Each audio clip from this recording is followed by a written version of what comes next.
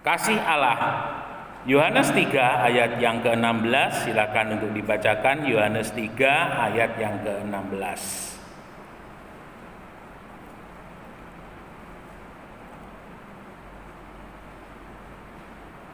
Yohanes 3 ayat 16. Karena begitu besar kasih Allah akan dunia ini, sehingga Ia telah mengaruniakan anaknya yang tunggal, supaya setiap orang yang percaya kepadanya tidak binasa, melainkan beroleh hidup yang kekal.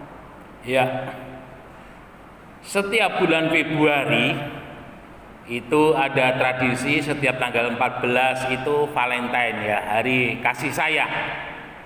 Salah satu sumber sejarah daripada Valentine itu adalah ketika di abad pertengahan, di mana kehidupan sosial bermasyarakat itu masih dibedakan dengan kasta, ya. Ada kasta yang tinggi, ada kasta yang bawah. Dan pada suatu waktu ada sepasang kekasih yang beda kasta, ya. Dan mereka diusahakan oleh keluarganya supaya tidak menikah, ya. Saya teringat di Londa. Londa itu adalah tempat kuburan daripada orang-orang Toraja. Jadi di Londa itu setelah orang mati di Toraja itu, lalu kemudian kalau belum ada biaya dia belum dibawa di Londa. Jadi Londa itu tempat kuburan, ya. Jadi biasanya taruh di rumah itu sampai 2 tahun, sampai 3 tahun, 4 tahun begitu. Dan yang luar biasa, jenazah itu ada di ruang tamu tetapi tidak bau, ya saudara. Ini luar biasa sekali di Toraja. Baru kemudian setelah mereka ada biaya karena harus potong kerbau sekian ekor, barulah kemudian dibawa di Londa.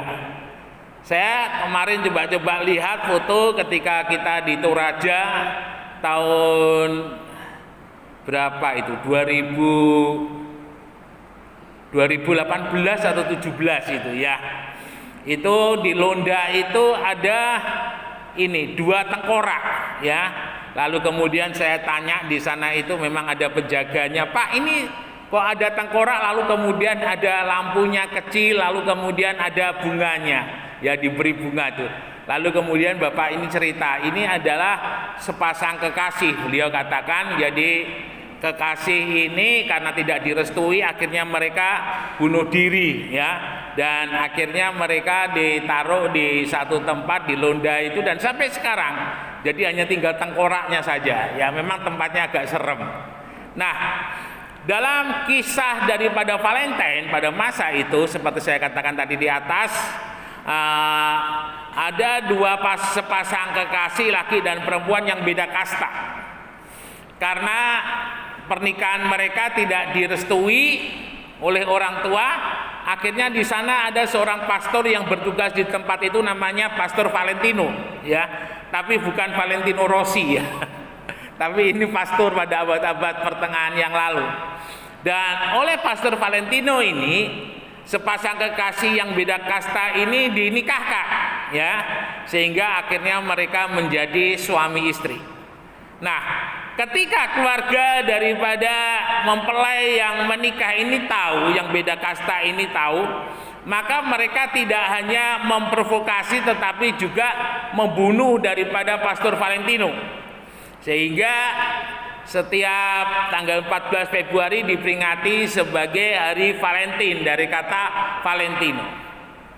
Bapak Ibu Saudara yang dikasihi oleh Tuhan, kita melihat di sini betapa besarnya kasih yang diberikan oleh Pastor Valentino di dalam pengabdiannya sebagai seorang hamba Allah untuk melayani umatnya, ya.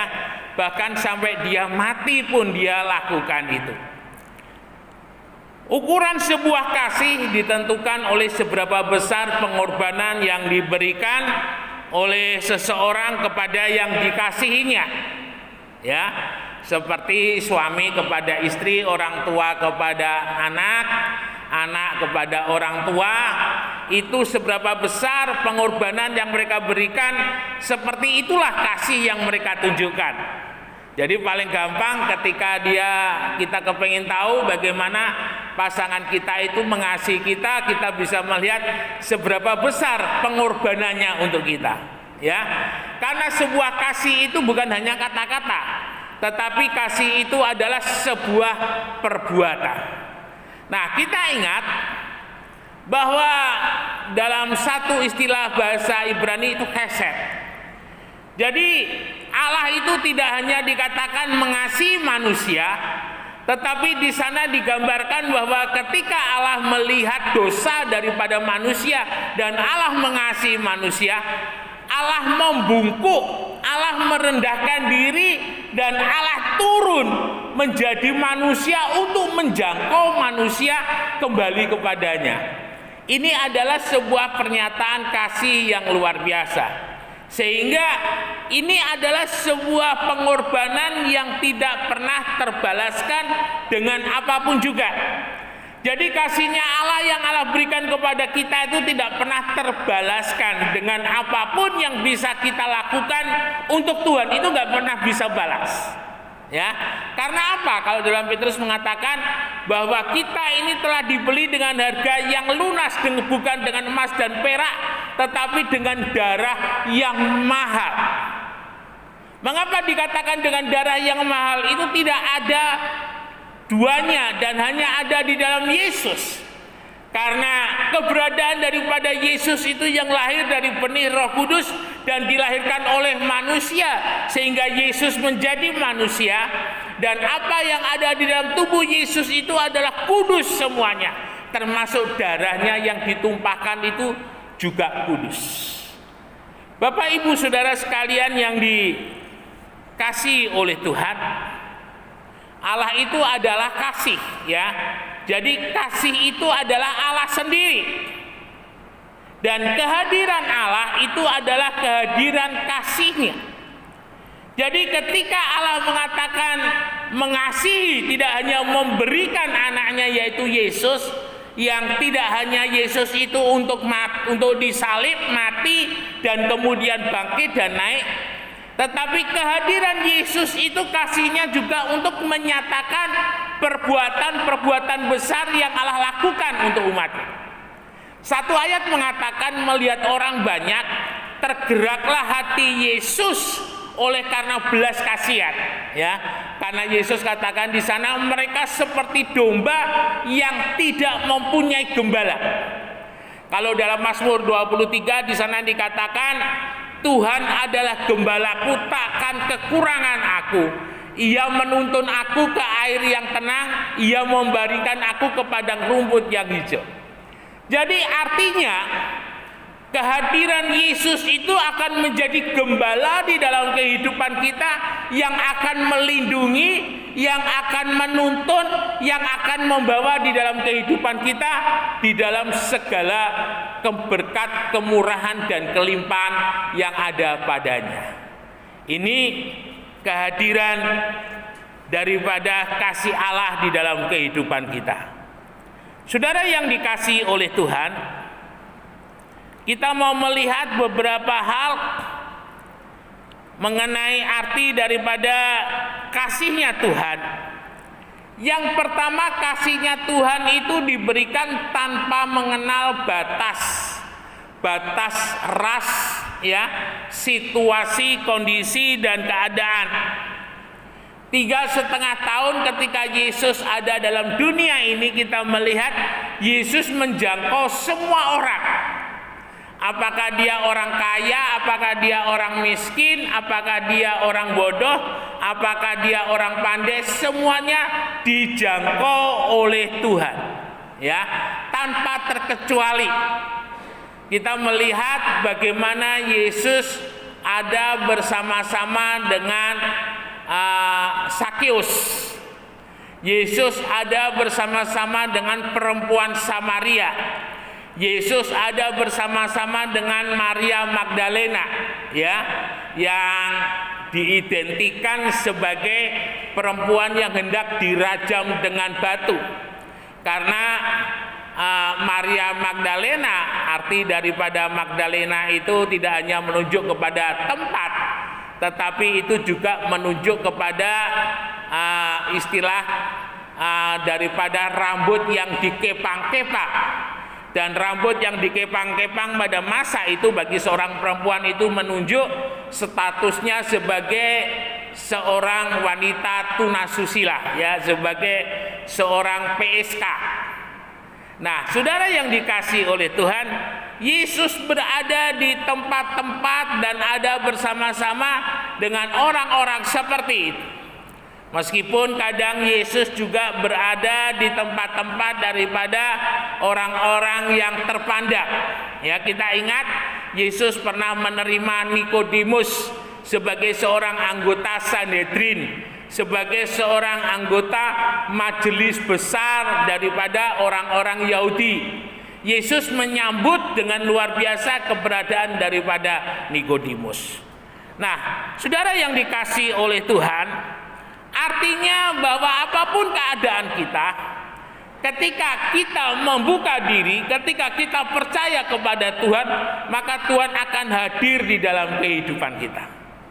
Nah, kehadiran daripada kasih-Nya Tuhan, Tuhan tidak hanya hadir, tetapi Tuhan juga akan mengubahkan di dalam kehidupan kita. Kita ingat bagaimana ketika Yesus hadir di rumah daripada Sakeus. Sakeus dikenal sebagai seorang kepala pemungut cukai yang ada di kota Yeriko. Dan Sakeus ini dikenal sebagai seorang yang sangat kejam, ya. Dia orang yang suka memeras, orang yang sangat kejam, dan banyak orang yang menderita karena Sakeus. Tetapi ketika Sakeus menerima Tuhan, dia katakan, separuh dari hartaku ini akan aku berikan kepada fakir miskin, kepada orang-orang yang membutuhkan. Dan dia katakan, jika ada orang yang pernah aku dera, ya, istilahnya disakitin oleh Sakeus, maka dia siap untuk memberikan ganti rugi, bahkan dengan ganti rugi yang cukup banyak. Di sini kita boleh melihat bahwa kasih Tuhan ketika hadir dalam kehidupan seseorang, kasih Tuhan itu akan mengubahkan karakter, akan mengubahkan sifat hidup daripada orang tersebut. Saya teringat almarhum Bapak Sarju, ya, ada di rumahnya di Sadar. Suami daripada Ibu Susi juga sudah almarhum. Ibu Susi suatu saat pernah cerita. Jadi sebelum percaya kepada Tuhan, Pak Sarju ini orangnya sangat temperamental. Jadi kalau waktu itu Bu Susi cerita, jadi kalau istilahnya nyambel tidak enak begitu, tidak pas sesuai dengan keinginan Pak Sarju, layahnya itu dilempar ke istrinya. Dan Pak Sarju waktu itu di depan ini, teringat pada waktu itu zamannya Petrus, ya. Dan salah satu eksekutornya itu ada di RD waktu itu, ya, saya tidak usah sebut namanya. Dan beliau katakan kepada ayah saya, Pak, sebenarnya Pak Sarju itu menjadi salah satu target kami, ya. Dan karena saya lihat Pak Sarju sekarang sudah beribadah, sehingga dia tidak lagi menjadi target kami. Nah, Bapak Ibu Saudara yang dikasihi oleh Tuhan, tetapi ketika Pak Sarju ini percaya kepada Tuhan, dia diubahkan oleh Tuhan begitu luar biasa. Dari sikapnya yang temperamental menjadi seorang yang cukup sabar, cukup penyayang, ya, bagi keluarganya. Dan ini terjadi oleh karena kasih Allah yang mengubahkan di dalam kehidupan Pak Sarju. Jadi kalau ada orang percaya hidupnya masih di dalam kehidupan yang lama, artinya dia belum menerima kasih-Nya Allah itu utuh di dalam hidupnya. Ya. Kalau orang masih temperamental, orangnya masih marah, sifat-sifat tabiat lamanya masih ada, dia belum dijamah oleh kasih-Nya Allah. Karena kasih itu akan mengubah di dalam kehidupan daripada seseorang. Ya, mengubah daripada yang buruk menjadi baik, mengubah batu menjadi emas, ya, mengubah batu menjadi permata ketika seseorang menerima kasih-Nya Tuhan. John Newton yang menciptakan lagu Amazing Grace, dia adalah dikenal sebagai seorang pedagang budak. Dia pergi ke Afrika, dia pergi ke Amerika Latin, lalu kemudian dia bawa orang-orang itu sebagai tawanan, dan ketika di Eropa, orang-orang itu dijual sebagai budak. Sampai suatu kali kapalnya itu diterjang oleh angin, dan John Newton katakan, Tuhan, kalau malam ini Tuhan lepaskan kami dari badai, maka saya akan menyerahkan hidup ini kepada Tuhan. Dan betul, angin itu menjadi reda, angin itu menjadi tenang, sehingga John Newton menuliskan lagu Amazing Grace, sangat besar anugerah. Bapak Ibu Saudara sekalian yang dikasihi oleh Tuhan, kasihnya Tuhan itu mengubah di dalam kehidupan daripada seseorang. Perempuan Samaria itu dikenal sebagai seorang nakal. Ketika Yesus bercakap-cakap dengan dia, yang sekarang itu siapa? Ya, Yesus bilang dengan kata lain bahwa yang sekarang ada bersama dengan kamu itu pun juga bukan suamimu. Ketika perempuan ini mendapati air hidup daripada Yesus, dia pergi ke kampungnya dan dia memenangkan satu kampungnya dibawa kepada Tuhan. Kita lihat sesuatu yang terjadi dalam kehidupan seseorang ketika dia menerima Tuhan, hidupnya diubahkan. Dari hidup yang tidak menjadi berkat, menjadi hidup yang menjadi berkat. Bagi hidup yang tidak mendatangkan kesukaan, menjadi hidup yang mendatangkan kesukaan. Kasihnya Yesus itu mengubahkan.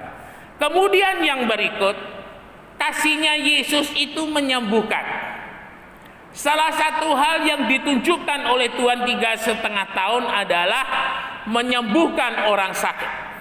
Dalam Injil Lukas dikatakan, jika semua yang diperbuat oleh Yesus itu harus dicatat, maka tidak akan ada tempat yang cukup, kertas yang cukup untuk menuliskan semua itu. Artinya setiap detik, setiap menit, ketika ada orang yang datang kepada Yesus dengan segala masalah, persoalan, sakit dan penyakitnya, Yesus pasti sembuhkan. Nikmati kehadiran Tuhan, nikmati kasihnya Tuhan, karena kasihnya itu akan menyembuhkan di dalam kehidupan kita. Kemudian yang berikut, kasihnya Tuhan itu membangkitkan. Ketika Yesus mendengar kabar bahwa Lazarus sakit, Yesus katakan, kita berhenti dulu di sini, baru kemudian Yesus pergi ke Betania. Dan ketika Yesus sampai di Betania, itu sudah 4 hari Lazarus mati. Jadi artinya Yesus cukup lama ketika mendengar bahwa Lazarus ini sakit dan dalam kondisi yang parah. Orang tidak mengerti apa yang hendak dilakukan oleh Yesus. Orang tidak menyadari dan tidak tahu apa yang akan dilakukan oleh Yesus. Yesus rupanya hendak melakukan sesuatu yang luar biasa. Ya, Yesus tunggu sampai Lazarus itu mati. Dan ketika Yesus tiba di sana, semua orang menyalahkan Tuhan. Ketika Lazarus sakit, Tuhan kok tidak datang ya? Ketika Lazarus sakit, Tuhan kok tidak nengok ya? Ketika Lazarus sakit, Tuhan kok Tuhan tidak hadir untuk menyembuhkan. Termasuk Maria dan Marta ketika ketemu Yesus, mereka buang muka kalau boleh saya katakan. Dan mereka katakan, Tuhan, Guru, seandainya Engkau di sini maka saudaraku tidak akan mati. Dan Yesus bilang memang Lazarus tidak mati, Lazarus itu hanya tidur. Ya, akhirnya Yesus minta tolong antar aku ke kuburnya daripada Lazarus. Bapak Ibu Saudara yang dikasihi oleh Tuhan, Tuhan mau menunjukkan bahwa di dalam titik yang paling rendah dalam kehidupan seseorang yang bisa dikatakan dalam kondisi mati, Yesus bisa membangkitkan. Yesus membangkitkan Lazarus dan semua orang tercengang. Karena 4 hari mereka masih banyak yang ada di sana dan melihat bagaimana Lazarus yang sudah 4 hari ada di dalam kubur sekarang ada di tengah-tengah mereka. Saudara yang dikasihi oleh Tuhan, hadirkan kasihnya Tuhan dalam hidup kita. Imani kehadiran Tuhan itu di dalam kehidupan kita. Kita ingat ketika murid-murid diterjang oleh badai dan mereka membangunkan Yesus, dan ketika Yesus selesai mengerti angin itu dan angin itu menjadi reda, Yesus katakan, "Mengapa kamu takut, hei kamu yang kurang percaya?" Dalam hidup kita iman itu ada, tetapi iman kita itu belum sampai iman yang mengubahkan, belum sampai iman yang membangkitkan, belum sampai kepada iman yang menyembuhkan. Artinya apa? Artinya kasihnya Tuhan itu belum benar-benar utuh hadir di dalam kehidupan kita. Ya, kalau kasihnya Tuhan itu utuh di dalam kehidupan kita, maka dalam kondisi yang paling bawah pun kondisi kita, Tuhan mampu membangkitkan, Tuhan mampu menumbuhkan, Tuhan mampu membangun kembali apa yang sudah jatuh itu di dalam kehidupan kita. Kita ingat pengalaman daripada Ayub. Ayub dalam pasal yang pertama dikatakan sebagai orang yang sangat-sangat kaya. Tetapi dengan seizin Tuhan, iblis mengganggu kehidupan Ayub. Semua harta bendanya Ayub dihabiskan oleh iblis. Dan kemudian anak-anaknya mati dan tubuhnya kena penyakit. Apa yang Ayub katakan? Terpujilah nama Tuhan. Dengan telanjang aku keluar dari rahim ibuku, dengan telanjang pula aku kembali. Tuhan yang memberi, Tuhan yang mengambil. Dalam kehidupan Ayub senantiasa kasihnya Tuhan itu hadir. Sehingga ketika semuanya lenyap dalam kehidupan Ayub, Tuhan mampu menumbuhkan, Tuhan mampu membangkitkan kembali dalam kehidupan Ayub. Saudara yang dikasihi oleh Tuhan, kondisi kita saat ini seperti apa? Ingat baik-baik. Ketika saudara punya iman, ketika saudara sungguh-sungguh mengasihi Tuhan, maka kasihnya Tuhan itu akan bisa memulihkan dalam hidup kita. Kesehatan kita, rumah tangga kita, ekonomi kita, pekerjaan kita, Tuhan mampu membangkitkan dan membalikan keadaan dari keadaan yang di bawah menjadi keadaan di atas, menjadi keadaan tidak ada menjadi keadaan yang berkelimpahan. Tuhan mampu membangkitkan itu semua di dalam kehidupan kita. Kemudian yang berikut, Bapak Ibu Saudara, kasihnya itu memulihkan. Ya, tidak hanya membangkitkan tetapi memulihkan. Bagaimana perahu Petrus yang kosong yang semalam-malaman dipakai mengelilingi danau Galilea. Sama sekali Petrus tidak mendapatkan satu ekor ikan pun. Ya, kalau tidak salah jarak danau Galilea itu panjangnya sekitar 30 kilometer kalau tidak salah. Ya, cukup panjang, cukup jauh. Dan semalam-malaman Petrus tidak mendapatkan satu ekor pun. Sampai akhirnya Yesus hadir. Ketika Yesus hadir, Yesus tidak berkata apa-apa, tetapi Yesus bilang, "Aku mau pinjam perahumu." Dan Yesus mulai berbicara. Yesus mulai berkhotbah. Khotbahnya Yesus adalah khotbah tentang kasih Allah kepada manusia. Dan rupanya ketika Petrus mendengar tentang khotbahnya daripada Yesus, kasih Tuhan itu mulai menjamah di dalam kehidupan Petrus. Petrus mulai menyadari dia bukan apa-apa, dia bukan siapa-siapa. Kadang Tuhan mau izinkan sesuatu terjadi dalam kehidupan kita supaya kita sadar bahwa kita ini bukan apa-apa dan kita ini bukan siapa-siapa. Mengapa demikian? Karena Tuhan mau menunjukkan kasihnya itu lebih besar dari apapun juga yang bisa kita lakukan. Dan benar Tuhan katakan kepada Petrus, "Petrus, bawa kembali sekarang perahumu ke tempat yang dalam dan labuhkan pukatmu di sebelah kanan perahumu." Dan firman Tuhan katakan perahu Petrus yang kosong semalam-malaman itu, tetapi justru pada saat hampir siang kalau boleh saya katakan, perahu itu penuh dengan ikan. Dalam waktu sekejap Yesus mengubahkan perahu yang kosong itu penuh dengan ikan. Perkawinan di Kana. Pada hari yang ketiga anggurnya sudah habis. Dan ketika Yesus hadir, tuh Yesus buat air itu berubah menjadi anggur. Perkawinan itu sampai dengan selesai 7 hari. Tidak ada rintangan apapun, tidak ada hambatan apapun. Mengapa bisa terjadi? Karena kasih-Nya Tuhan mengubahkan. Hari ini mungkin dalam kehidupan rumah tangga saudara, kasih antara suami istri, kasih antara orang tua dan anak, kasih antara mertua dan menantu mulai hambar, ya. Milikilah kasih-Nya Tuhan untuk boleh memulihkan semuanya. Natal ini boleh menjadi Natal yang penuh sukacita. Natal ini boleh menjadi Natal yang penuh dengan kasih. Tidak hanya berbagi kasih secara fisik, tetapi juga berbagi kasih dengan hati. Setiap hati saling mengasihi, suami mengasihi istri, anak mengasihi orang tua mengasihi anak, menantu dan mertua saling mengasihi, sehingga semuanya diikat dengan kasih-Nya Tuhan, dan damai sejahteranya Tuhan itu hadir di dalam kehidupan kita.